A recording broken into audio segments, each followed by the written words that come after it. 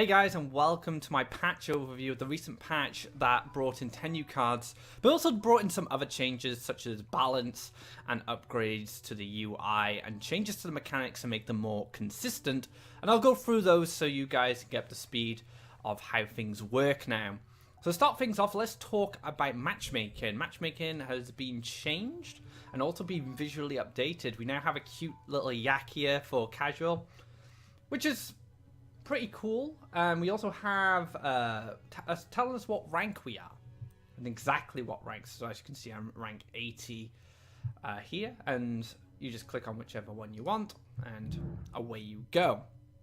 Now matchmaking has also changed as well, and the matchmaker will always take priority to match casuals with casuals or ranked with ranked. However, in the case where this is not practically possible, casuals may sometimes be matched against ranked players. So just giving casual players a bit more matchmaking power, making sure they find their games. When a ranked player encounters a casual player, their opponent will have a special casual medal displayed as their rank. So your opponent will also know that they are playing against a casual. Casual players can never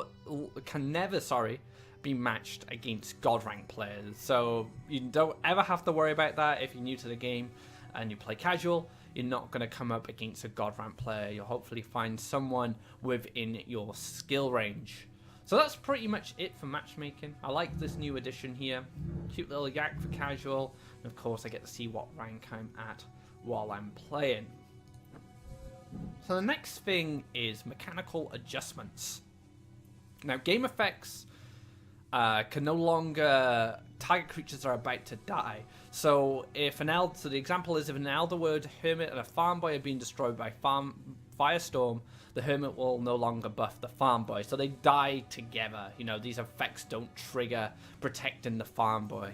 It means they get destroyed at the same time. I'll get the card for the next example because I think the patch notes explain this really well. So when a creature dies, its effects remain until the ability or the event that provoked its death has been completely resolved. So Bloodstinger is a great example here, which the patch notes use. Bloodstinger will now always deal damage to the enemy when it destroys another creature and dies in the process. So combat happens, combat is resolved. Any effects that were in play during that combat resolve as well. Bloodstinger being whenever an enemy creature dies, deal 1 damage to your opponents, that 1 damage pings, and then combat is over. So another example they give is a meteor that kills 3 opponent's creatures, and an ally Bloodstinger will always deal 3 damage to your opponent, even if the Bloodstinger is destroyed. So your Bloodstinger is still going to get his effect off, even if he is destroyed with the other creatures, just showing that the abilities do resolve after the destruction or before the destruction. Another important one that has popped up is how things resolve on board, and this is important because in the past cards like Ludowan, and I'll get this guy up for you now just in case you're not too familiar with cards like Ludowan, whenever this creature gathers Faeria from an opponent's well, add a random blue card to your hand, it costs 2 less.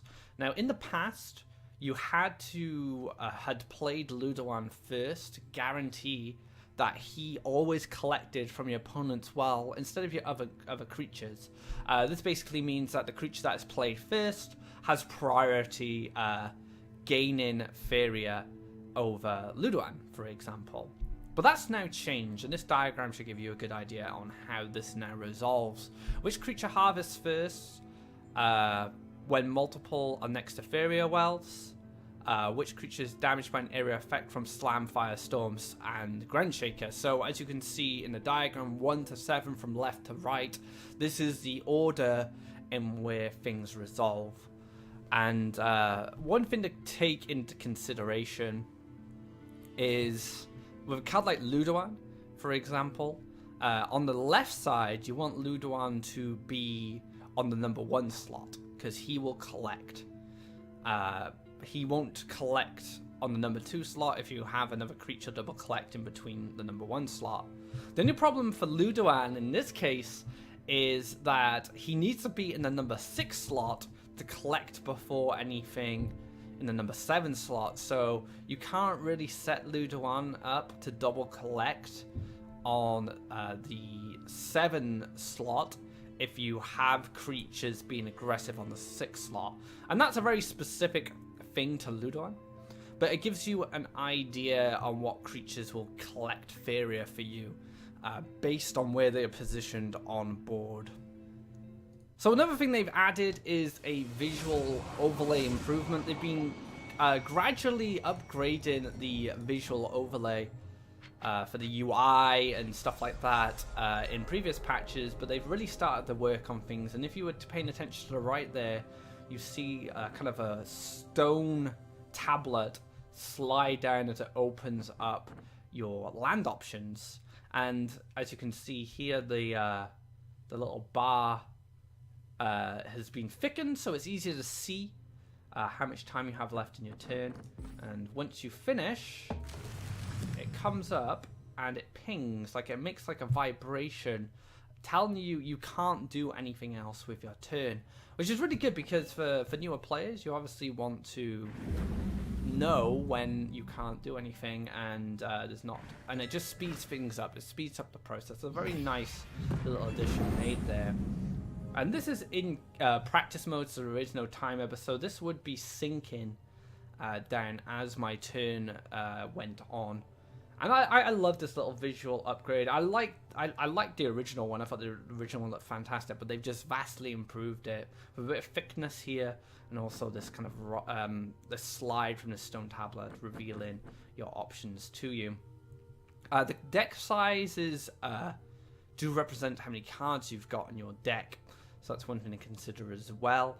I do have an image here which shows you what it looks like when you have no deck left. So as you can see, the deck has deteriorated over time, which is great. So we can have get an idea of how many cards are left in our opponent's deck just by having a quick glance at them. All right, so let's talk about the new balance changes that came out with this patch. Not only did we get a bunch of new cards, but cards got tweaked to help support this expansion and also keep other cards in check. This one that we're going to start off with is Healing Song, free Faeria neutral event, which was once 4 Faeria, draw a card and gain 5 health, which was once draw a card and gain 4 health. So this card has been buffed, it's cheaper, and it gives you more health. And this card has become very powerful actually. A lot of players are using this to fend off opposing aggression from stuff like Hellfire, but also to self-heal and get some card draw and combo-orientated decks that use stuff like Forbidden Library and, say, Blood Song, for example. So this is a really powerful card right now, and it is, like I said, featuring so many decks. So be sure to check this card out if you're doing any deck building. So next up is the Wave Crash Colossus, like a nice little mythic one there. So not too much has changed from him. He has gone up in Faeria, so now he is a 9 cost, but he gets Slam. So they've given this Colossus a bit more power. He's going to be able to kill multiple creatures. It's a 7/7, so nice stat line. We haven't seen this card really feature much in the metagame since its change, but maybe it'll find its way into a blue deck in the future. Next over, we'll go over to green. And one of the big changes, which you can see here, is Rune Enshrine. Now, Rune Enshrine used to soak up 8 damage that was dealt, well, in many different ways. It doesn't matter. It would just soak up 8 damage. And, yeah, your creatures would be immune. It was a great tool to use against Death Touch creatures as a green player. But now they've kind of converted it to an aggro card. This card has been designed for aggro. So aggro players don't have to rely on Feed the Forest as a form of economy. Instead, they can use Rune Enshrine, which gives them 2 Faeria. And you place the shrine right down on your orb, so your opponent has to run to it if they want to pop it open and gain Faeria of their own. Last words, your opponent gains 3 Faeria. I think this is a great card. It's a great step in the right direction for giving Green Rush sustainable economy. At the moment, Yellow has the best sustainable economy as far as rushing goes through Kalim's Prayer. And this is kind of similar in a way, you know, it gives you some Faeria to work with so you don't have to collect from the wells. So another big change is the Sagami Huntmaster.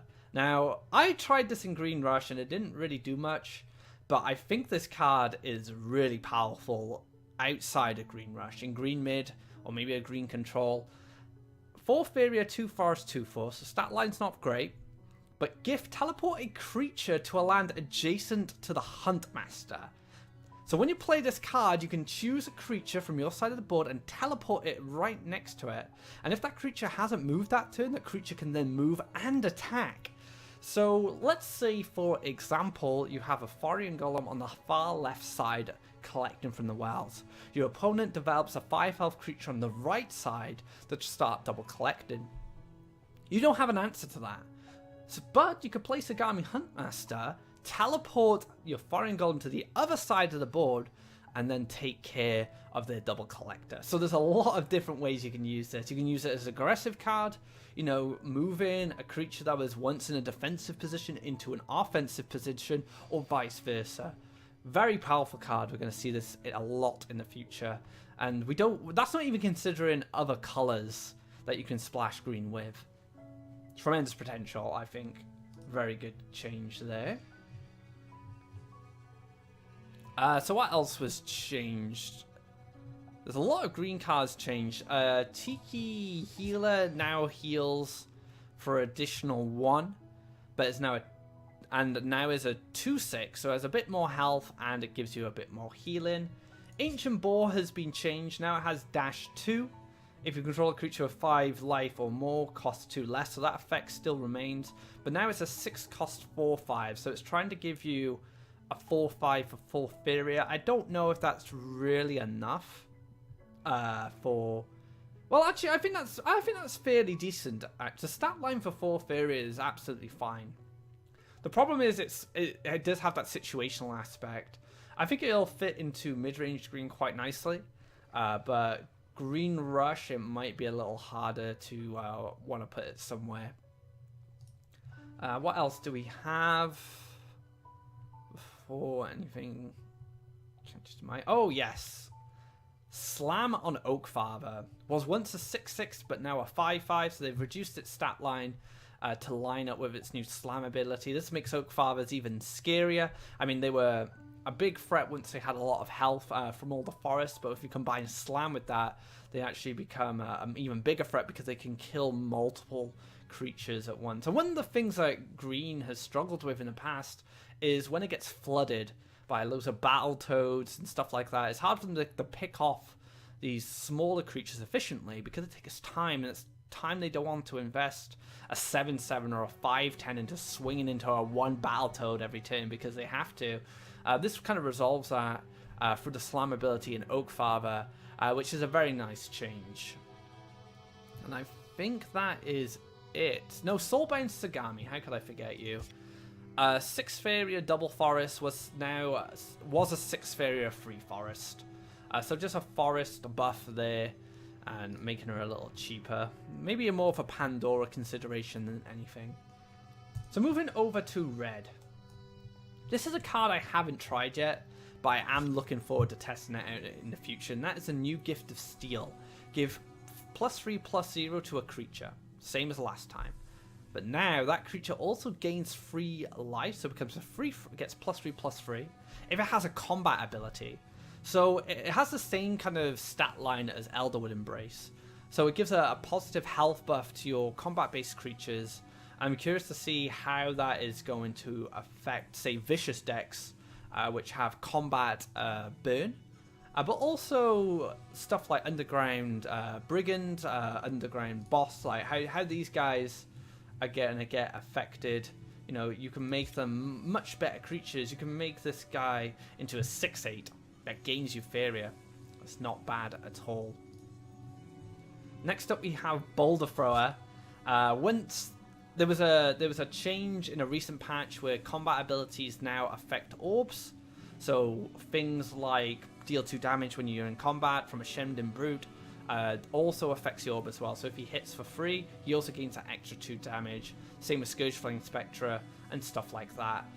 Boulder Thrower beforehand was a 3/5 that gained 2 Faeria whenever he went into combat. So Boulder Thrower became like the new The new old Orodrim Sagittarius, he was gaining tremendous amounts of Faeria for the red player, and felt a little unfair because he was hard to deal with as a 3/5, and Sagittarius is a bit easier to deal with, but he was a problem. So the devs recognized this and they did change it, giving him Slam instead, which still makes him a threat, but he doesn't have combat anymore, so he can't be buffed by Gift of Steel either, so take that into consideration.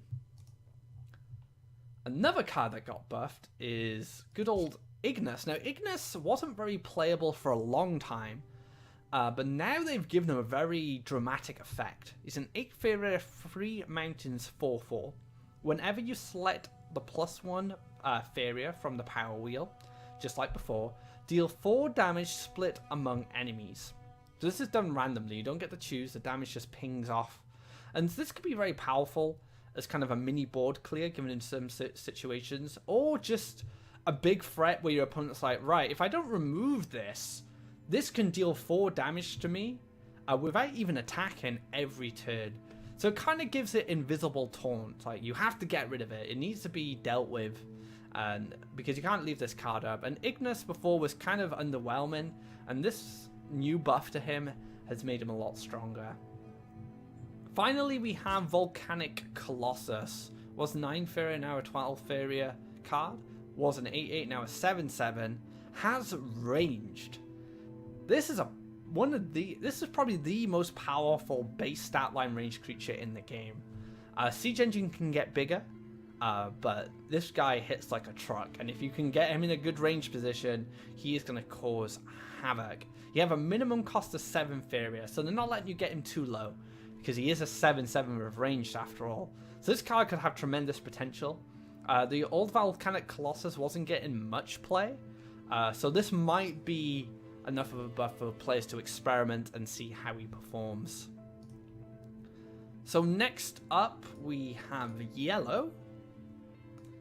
So Soul Pact has had 2 changes since its release. So originally it was draw a card, gain 2 Faeria, deal 3 damage to yourself.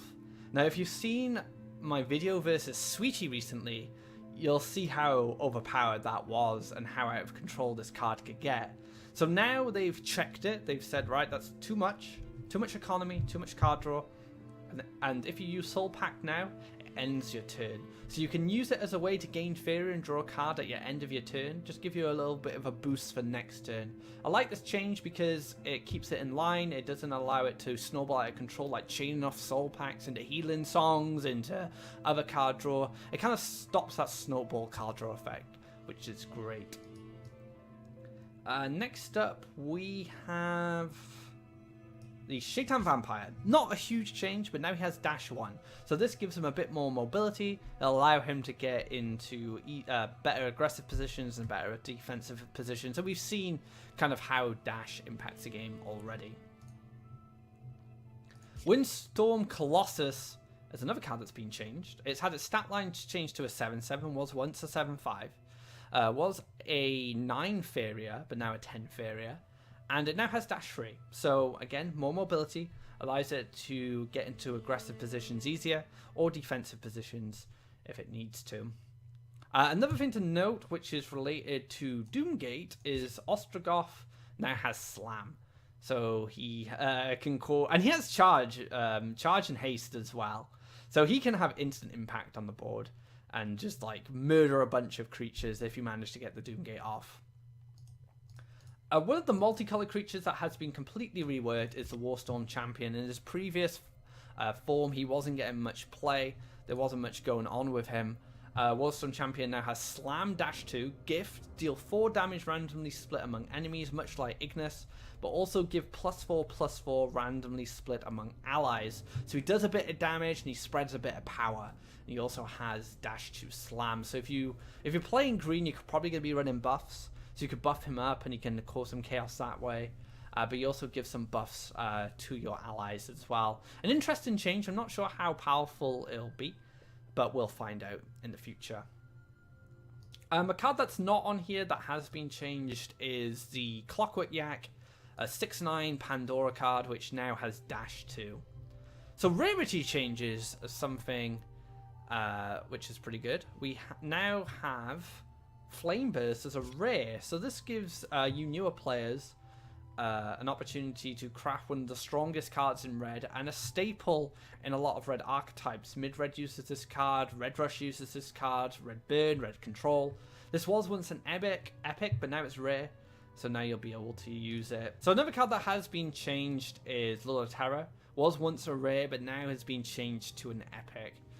So kind of bumped up his value here. It's a good card in control decks, but it's not a card we've seen too much of in recent times. So that wraps things up for this patch overview. I hope this helps you get to grips with some of the new changes and how they'll affect your decks and how they'll affect your game. Hope you like this video, guys. Hope it keeps you up to speed.